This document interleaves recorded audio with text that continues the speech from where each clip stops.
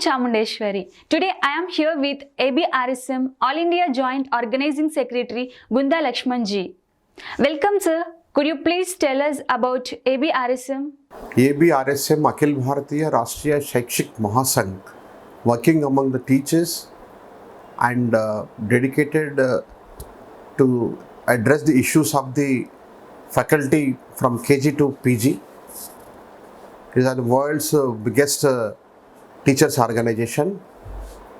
So far, we have a network in all the states of this country. The motto of this organization is देश के हित में शिक्षा, शिक्षा के हित में शिक्षक, शिक्षक के हित में समाज.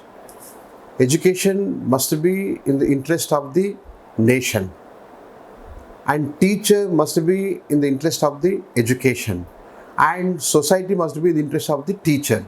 So this is the motto of the ABRSM, and ABRSM, after the bill passed the National New Education Policy 2020, ABRSM feels that there is a need of sensitizing the stakeholders of the NEP, because ours is a very big country. National Education Policy touch upon all the age groups from KG to PG. After a long time, after 35 years, this new National Education Policy came. This new National Education Policy, under the leadership of Kasturi Rangan, after a thorough debates and deliberations, almost 4 years exercise has been made. The committee asked the suggestions from all sections of the society. Thousands of suggestions came. The maximum they tried to inculcate or involve all the suggestion in this policy. I can say it is an integrated policy, holistic policy. This new National Education Policy, I can say it is a game changer policy. It is a student-centric policy, and it is an Indian-centric policy. As we felt that ABRSM, being a responsible teachers organization, after experiencing previous policies and their implementation, the previous policies are also good. But the problem is, there is no commitment while implementing the policy. The governments, and at the same time, the academic leaders, the directors, the vice chancellors of state and central, the principals, and the teachers, the awareness and exactly what the policy is saying, and any policy, there will be a challenge while implementing it. So you need to experiment it, and you have to get experience, and finally you have to come to some conclusions. With that, you can able to implement the policy in true sense. Many times policy, it will be very clear cut. When you are going to implement it, how you are converting it, how you are understanding this is very important. So ABRSM, being a largest teachers organization, decided to create awareness among the stakeholders or in the society. So we are reaching maximum number of stakeholders, and we are bringing them on the common platform, and we are organizing seminars, conferences, symposiums. Through that, we are having deliberations and discussions. Prominent people are attending this, and they are coming with a thorough preparation, and because of that, we are able to reach out the maximum number of people, and they are getting clarity before the seminar and after the seminar. I am experiencing that everyone is realizing a lot. So ABRSM throughout the country doing a lot of this kind of activities.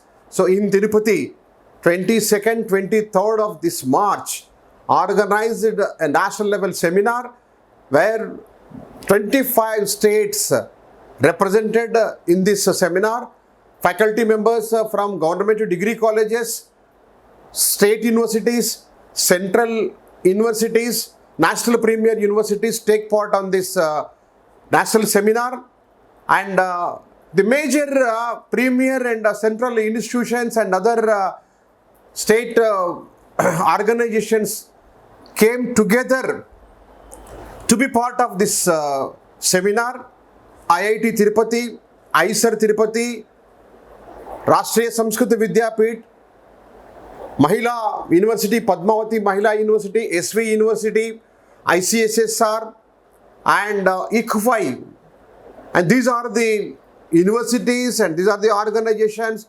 And one more important organization by name CES, Center for Education and Social Studies.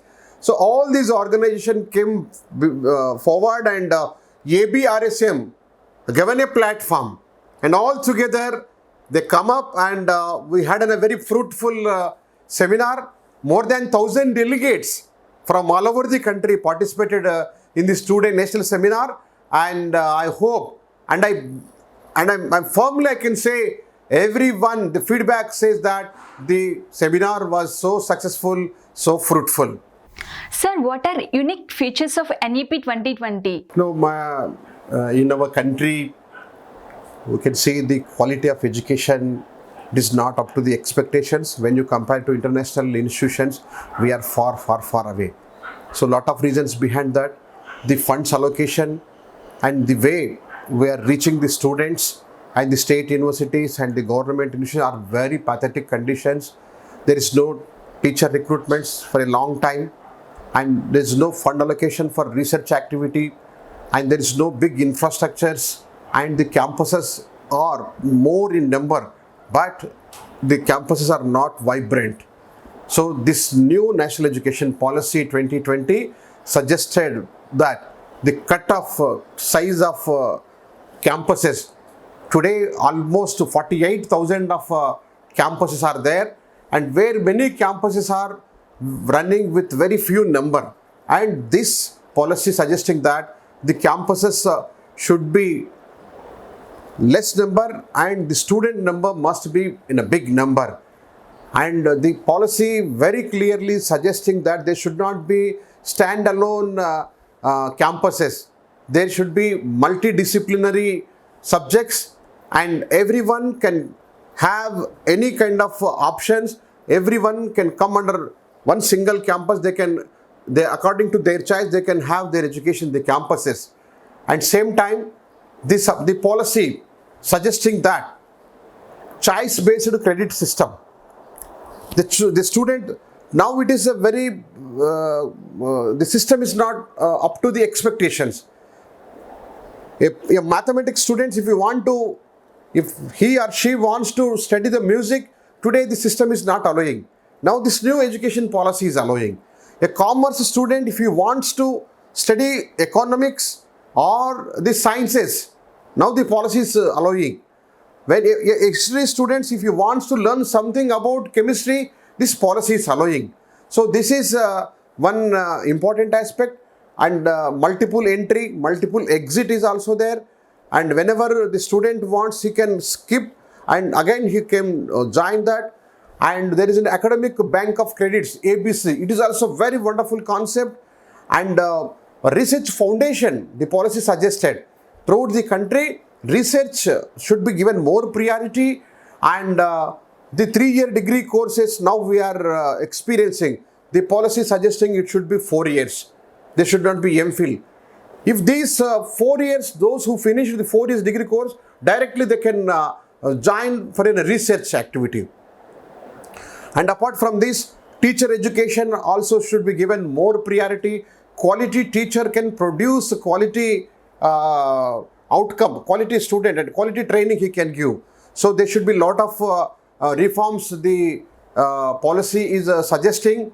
And apart from that, there are higher education apex bodies are there. So the policy is suggesting there should not be no confusion. No, UGC is there, AICT is there, and NCERT is there, NCT is there, so many organizations. So there is no coordination between this. So to clear all the ambiguities or confusions, the new policy suggesting that Higher Education Council of India, HECI, and under this every thing will comes under this, and there should not be any kind of ambiguity or clarity confusions. No? So this is also one important thing the policy is suggesting, and very important thing is this the liberal arts the policy is suggesting, and extracurricular activity further there should not be, it is extracurricular, it should be part of curriculum. It may be NCC, it may be NSS, or it may be other activity. Everything should come under this. And when it comes to school education, now the present education, school education is not enough. Now the policy is suggesting that 6 plus 3 plus 3 plus 4. So this is the new policy is suggesting. This is pre-KG, UKG, LKG, and first, second, third. Now these 6 years comes under one pattern. And today the Anganwadis are there. The Anganwadis are not able to address the proper problems of the school going students, especially rural school going students, poor people. The policy wants to reform the radical reforms in the school education system. And for that, there is a lot of suggestions has been given, and the student should be given more priority. The school student, he should be given good food, and the teaching methodology also must be changed, and the evaluation, simply yearly once exam, it is not sufficient. According to the talent of the student, there should be continuous evaluation is also needed, what the policy is suggesting. So because of all these things, the education system is going to rampant changes. Because of that, the student community is going to benefit a lot. What we learned all these years through this new education policy. Especially this policy is going to benefit the poorest of the poor of this country. Those who are pursuing education in the government educational institutions, they are going to benefit out of this. Today, those who are having money, they are going to so-called reputed institutions. Every day, lakhs of students, they are flying to abroad for their masters and their research activity.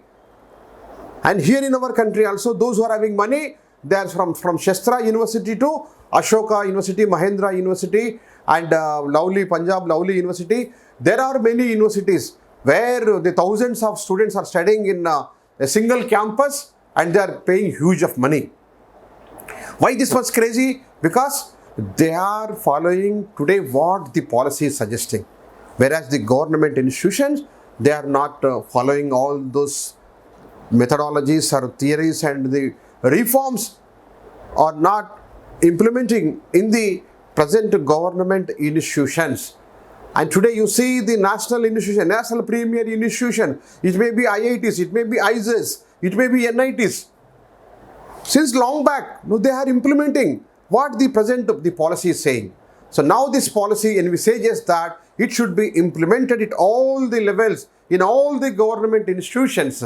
So the poor students is going to benefit out of this, and mother tongue has been given lot of priority, and one student must know about the culture and nativity and the greatness of this country. All this now going to inculcate or enlighten the young minds of this country. So ultimately, this policy is going to benefit the student a lot.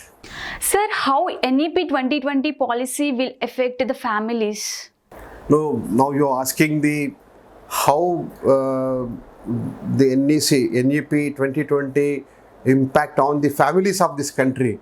No, definitely it is going to benefit the families, and there is a direct impact, because the new education policy, the national education policy, they should suggesting that there should not be any kind of commercialization.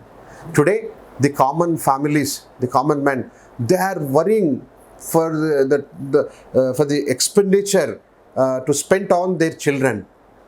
If this policy implemented in true spirit, further there should not be any commercialization. And secondary, if you implement this policy, the skills of a student is going to enhance. So immediately he will get an opportunity in the society.